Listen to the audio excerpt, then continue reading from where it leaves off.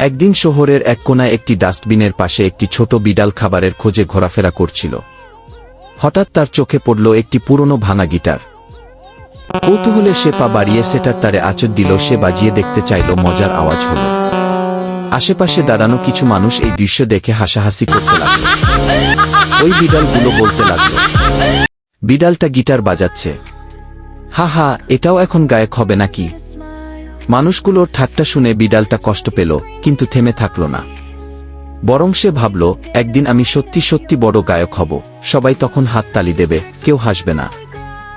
সেই দিন থেকেই সে সিদ্ধান্ত নিল, সে গায়ক হবেই। কিন্তু গায়ক হতে হলে দরকার ভালো একটা গিটার। তাই সে কাজ খুঁজতে শুরু করল।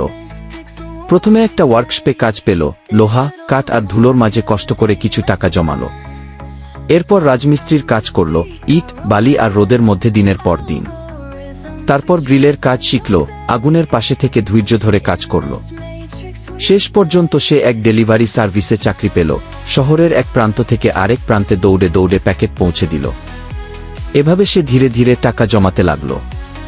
অনেক দিনের কষ্ট, ঘাম আর ধৈর্যের ফলস্বরূপ একদিন সে কিনে ফেলল একটা নতুন চকচকে গিটার।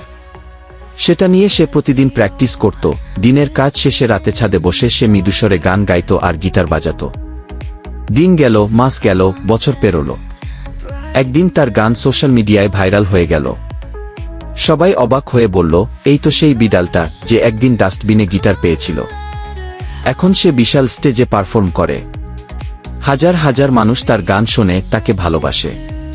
সে শুধু গিটার বাজায় না, সে এখন নিজেই গিটার তৈরি করে, নতুন নতুন সুর বানায়।